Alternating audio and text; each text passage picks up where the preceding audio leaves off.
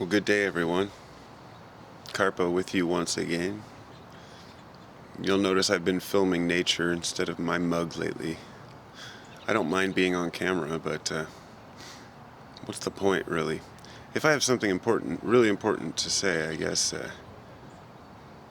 I'll show my face on camera, but generally I like to just look around at nature, especially during the summer while I'm doing a video. I don't know. Anyway, rambling on.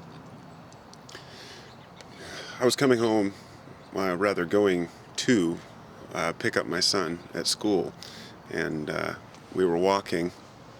I walk my 2-year-old son in the stroller, and it's about 12 blocks or so.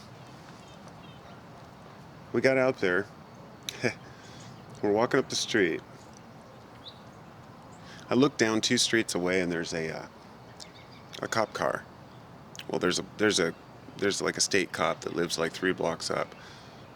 I've seen the car a million times. I know he lives there. It's, nothing surprising. Every time I look down the street, the car's there. But today, for some reason, when I looked, I did a double take, and I recognized that I took a double take.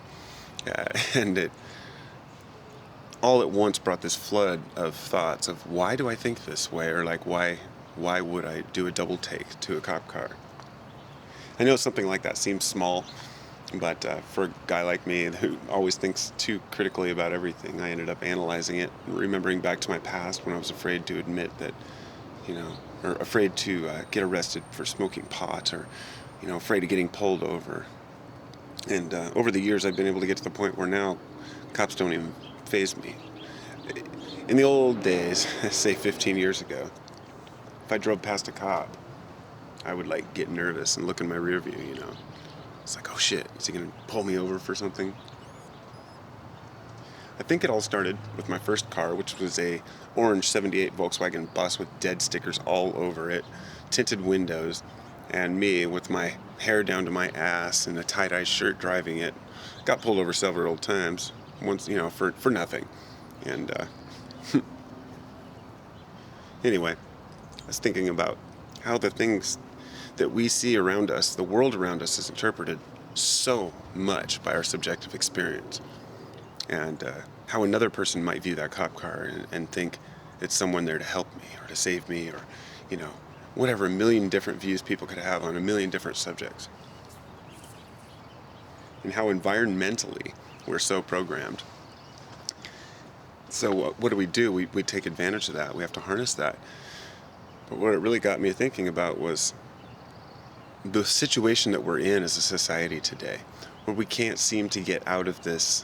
We want to change our ways, if you will. We want to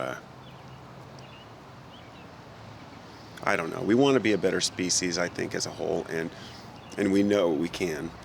We don't have any excuses anymore for our attitudes, but our attitudes are purely a subjective result of our subjective lives and the experiences that we have. So when I look at the world changes that we may think need to be done, whatever they may be, I ask myself, how do we do this? How do we actually change people's perceptions on things? And it's environmental, strictly environmental. So what's really important now is that we show others that we care. We show others that things are important, or that things matter. Show our families that, I guess, consider other people and how they're affected by how we act. That's the simplest I can put it. We need to think more about other people. And I know it's easy for us to think about people we love and people that we respect. But what about the people that we don't respect? This, to me, is one of the most important hurdles we need to overcome, is drawing the line of respect at either those who don't respect you, which is understandable. Nobody wants to respect someone who doesn't respect them. But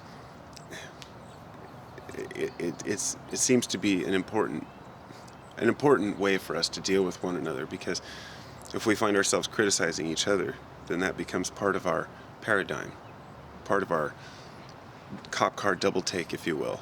So the next time somebody says something we disagree with, or that we've heard somebody else say harshly, we instantly become defensive and start jumping down that person's throat, and maybe they have total benign intentions.